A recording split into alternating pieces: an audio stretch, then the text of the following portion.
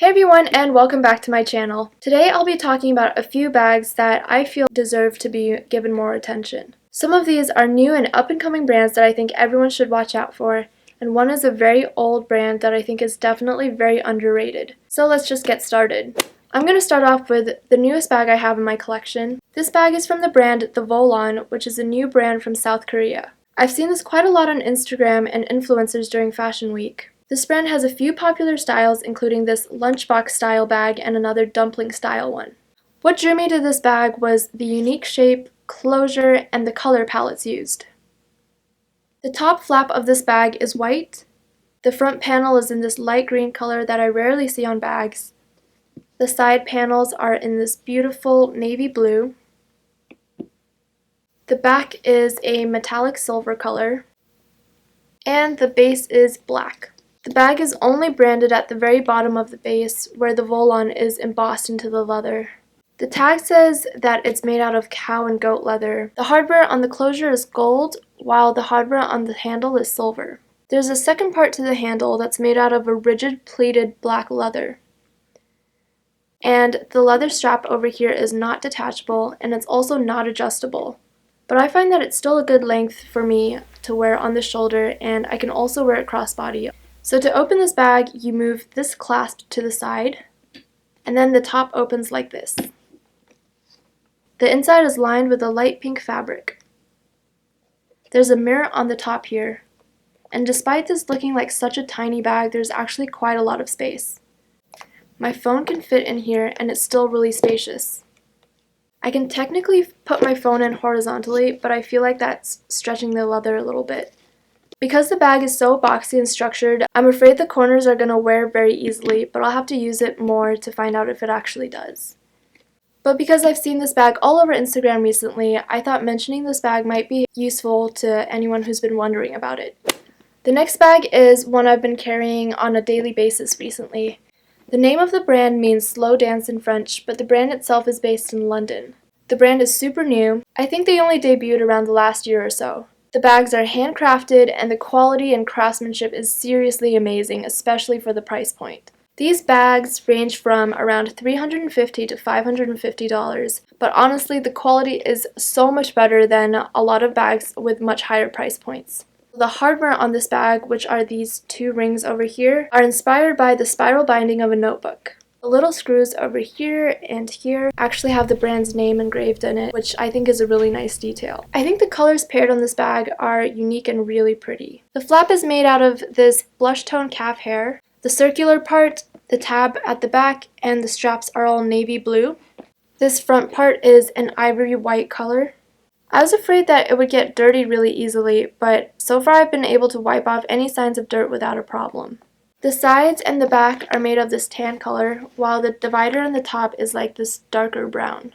Although this bag is almost entirely made of smooth calfskin, and I've been using it pretty much every day for the last few weeks, I haven't had any significant issues with scratches or anything. The quality of this bag is honestly better than a lot of my other pricier bags. So the front flap is just a magnetic closure, and the bag opens to a pretty large compartment that's lined in a linen fabric. The lining lays very flat against the bag, which I also thought was a great attention to detail. And there's just a little pocket in the back, but it's too small to fit a regular sized iPhone. As you can see, there are actually two compartments to this bag, but when you turn the bag around, there's no flap or anything. So there's actually this little pull tab over here, and if you pull on it, there's this little magnetic closure and flap. This opens to the second compartment of the bag.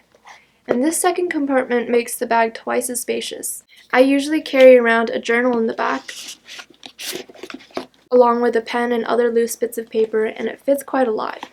The bag itself is super light. To be completely honest, I think the leather and craftsmanship on this bag is actually better than the one on the VOLON bag, even though the VOLON bag is almost twice as expensive as this one. Next is this fun little bag from a brand that I can't pronounce. It's also a pretty new brand, and all the bags are handmade in Florence.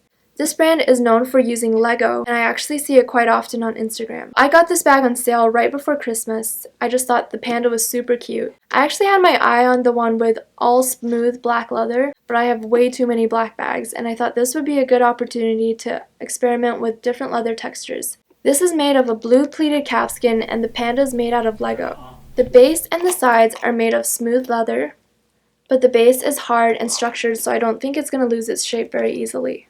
The chain is a shiny gunmetal color, and there's also a little bit of leather on the strap to make it more comfortable to wear. The chain is adjustable, but my only complaint is that it doesn't slide very smoothly.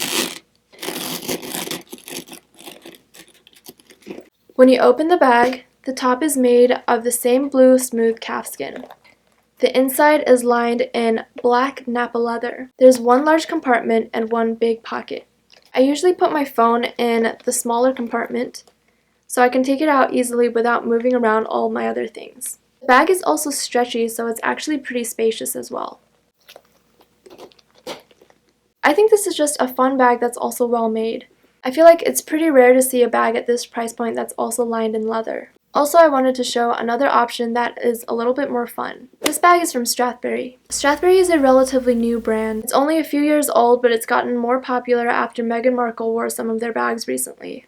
The brand is based in Scotland, but all the bags are handcrafted in Spain. There's a video on the brand's site that shows how their bags are made, which I think is pretty cool. Their signature is this gold bar detail, which also acts as part of the closure on the bags. The hardware also has Strathberry engraved on it. The leather strap is adjustable as well, using the buttons on the side. The front of the bag looks like this, and this is the back. But I think you can wear it either way. It's not a completely smooth leather, but it's not super grainy either. The front just simply says Strathberry. To open this bag, you lift the gold bar over the top handle, and then you lift this little flap to reveal the inside. This bag is in the Nano size, so it is pretty tiny and doesn't fit much, but there are also larger options. The inside is lined in a microfiber and has a little pocket at the back. My phone fits well horizontally inside the bag, but I usually like to stand it up vertically just to make it a little bit easier.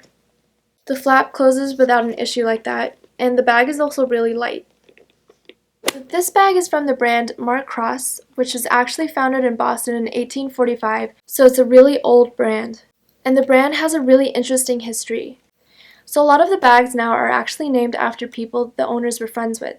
Grace Kelly also carried one of the bags in the movie Rear Window, and the brand now makes the Grace bag, which is a classic box bag inspired by the one that she wore in the movie. The brand had a flagship store on Fifth Avenue at one point, but closed down in the 1990s before it was relaunched in 2011. The bags are still made in the same places in Italy as they were made decades ago, and I can't stress enough how impeccable the quality of this bag is. The bags are priced at a higher point than the other bags I've mentioned, but I think they're better made than a lot of bags that are priced even higher, and I honestly believe that Mark Cross deserves so much more attention. At first, I thought the style of this bag might be too mature for me. I got it when I was browsing online because it looked really functional. I was definitely not expecting to love it as much as I do. The leather quality is impeccable, and the leather reminds me of the Louis Vuitton Capuchine's leather. They're not exactly the same, but it seems very similar to me, and this is so durable as well. All of the hardware on the bags are made by artisans in Italy, especially for Mark Cross. The lock in the front has Mark Cross engraved, and this is actually a fully functioning lock. So it comes with this key, and you can use it to actually unlock or lock your bag. I was super impressed with the hardware on the straps as well. Usually straps just come with a hook. For this bag, you have to unscrew it first, and you can take it off. And then when you want to put it back on, you just have to screw it back in place. It's the little details like this that I think make the brand really special. The strap is also adjustable, and there's a subtle Mark Cross logo on the inside of the strap. On the back, there's just one big back pocket, and the inside is actually lined in a red lambskin leather. To open the bag, you just push on the lock and it pops open. The top is made of the same pebbled leather as the outside, and the inside is completely lined in this amazing red lambskin. There are 3 big compartments. The back has a zip pocket that's also lined with red lambskin. The middle compartment has a little flat pocket that is also lined with red lambskin. And the front part is just a smaller compartment. I'll usually put the things I reach for the most in here, like my phone and card holder. So the interior is actually pretty spacious, and with all the compartments, it makes organization really easy too. The bag is also perfect for traveling since it lies flat and you can squish it and it just folds down like this. And when you fill it up, I think that the sides look pretty cool too. This is definitely one of the most well-made bags that I own. I'm surprised that there isn't more buzz about this brand since the craftsmanship is so amazing. The bags also come in different types of leather. Mine is in pebbled leather, but they also have smooth leather, patent leather, and exotic leathers too.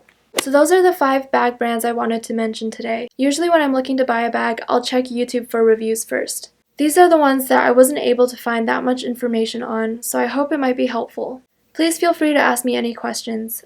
I'm working on some new videos that were requested, but please be patient since I'm so bad at editing and it takes me forever. Also, this is just a reminder that the Chanel SLG giveaway is open until Sunday night. The details of that is in my previous video, so please check it out if you haven't yet. I hope you guys enjoyed this video. Thank you so much for watching, and I'll see you guys next time.